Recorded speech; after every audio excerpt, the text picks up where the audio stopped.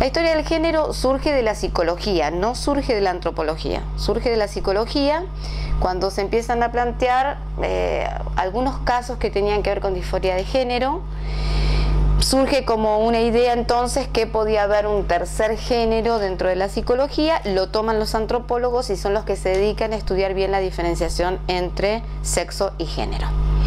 Sexo remite entonces a todo lo que es biológico y género, para decirlo simple, porque hay tanta bibliografía que no terminaríamos, género implica todo lo que tiene que ver con lo que tenemos incorporado, introyectado y programado, que es desde lo sociocultural. Esto es, por el solo hecho de haber nacido mujer, te corresponden no solo determinadas tareas, sino determinada identidad, lo que tenés que ser, pensar y ser, y al hombre le corresponde exactamente lo mismo, ¿eh? No es que el hombre la pasa fácil con esto de ser un hombre. La diferencia fundamental, me parece, y que hasta aún se conserva, es que el hombre ha tenido muchos privilegios a los que a partir de esta concepción de género se ve en la obligación, entre comillas, de tener que renunciar, lo cual le cuesta bastante, y la mujer, a partir de este constructo de género, lo que empieza a conseguir es que puede empezar a romper determinadas barreras para ser una mujer diferente. Lo voy a dar en un ejemplo simple que va a servir, y a mí me sirve como para entender esto. Desde el punto de vista sexual, que es donde la mujer, entre otras cosas, es sumamente condenada, en nuestro término, en diferentes países tienen términos diferentes, tanto la mujer para este sentido como para los hombres. La mujer, por ejemplo, esto me pasa en las consultas y en los talleres, lo vemos mucho cuando dicen, bueno, cuanta más experiencia sexual tiene una mujer, en Argentina es más atorranta, y cuanto más experiencia sexual tiene un hombre, es más macho. Esto es tanto para los hombres como para las mujeres, mal que le pese a las mujeres. Los hombres dicen, no quiero saber nada de tu pasado, le dicen a las chicas, y las chicas no les importa, salvo que sean celosas, cuántas mujeres o no estuvo el varón. Lo que sí es importante es que eso al varón, para la mujer también, le da cierta experiencia, con lo cual ellas están tranquilas. Esta diferencia está en lo sexual, es mínima, desde las tareas, desde lo que tienen que hacer, desde cómo se tienen que vestir, desde las libertades, desde las no libertades, desde los privilegios. Básicamente es esto. Cuando yo descubro el mundo de género, me doy cuenta que todo lo que yo trabajaba con mis pacientes lo hacía desde la posición estructural freudiana, lo cual me parecía que estaba bastante arcaica. Cuando empiezo a estudiar género, ahí estudio y hago un diplomado en estudios de género, me recibo de eso, me doy cuenta que si yo atravieso con estudios antropológicos salud, puedo empezar a beneficiar. Primero, tengo una lectura completamente distinta de las patologías y puedo empezar a beneficiar desde otro lugar tanto a los hombres como a las mujeres y a todo lo que tenga que ver con diversidad sexual. O sea, a mí la escuela de género lo que hace es abrirme el espectro de pensamiento en relación a la salud y a la enfermedad, fundamentalmente. Así llego a hacerme fanática de los estudios de género, pero sin dejar dos cosas, el psicoanálisis, y sin dejar que mi palo es la psicología y mi palo es la salud. Entonces lo que hago es empezar a pensar en una institución que empiece a ayudar a las cuestiones de género desde el punto de vista de las consecuencias que generan las personas, los daños que tienen que ver esta lectura de género. Por ejemplo, discriminación, por ejemplo, homofobia, por ejemplo, violencia de género.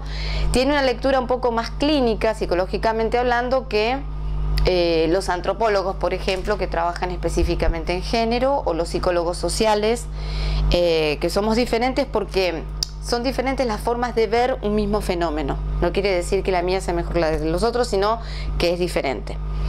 A partir de ahí, escribo el primer libro, el segundo está en edición, escribo el primer libro, que es este, que es la policausalidad de los trastornos de la conducta alimentaria, que es este, les muestro.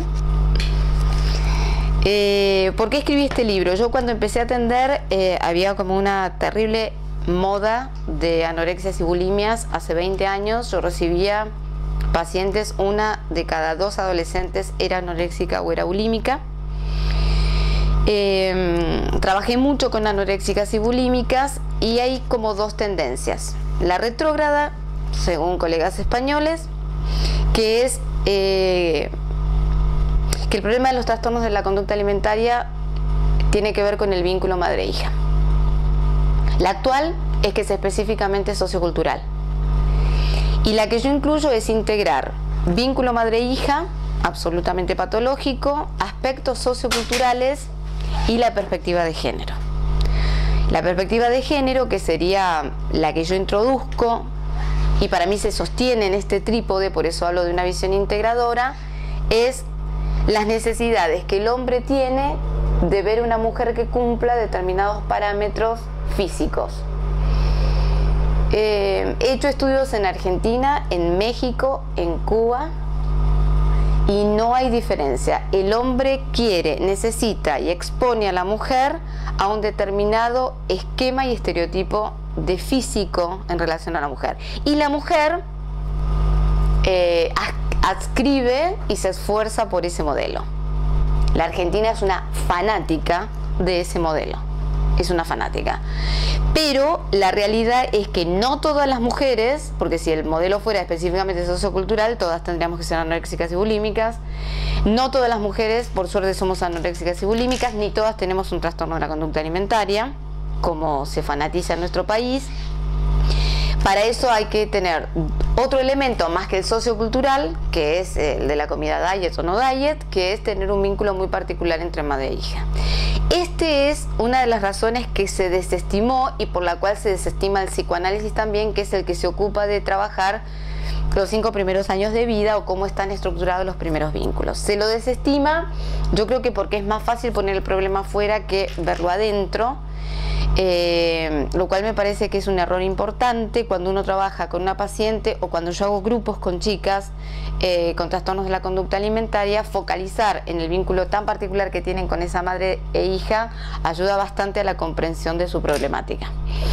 Si yo te dijera o les dijera por qué tienen que leer este libro, me parece que porque habla descriptivamente de los 3 fenómenos, tanto del sociocultural, tanto de la perspectiva de género, tanto de cuál es la problemática entre esa madre, esa hija y esa figura ausente que es un padre.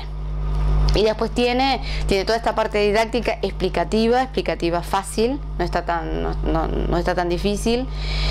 No es psicoanálisis de ese que la gente no entendía nada, porque yo trato de traducirlo para que sea didáctico, particularmente didáctico y llevadero. Y después, bueno, atrás tiene una parte específicamente clínica que es a lo mejor para más profesionales.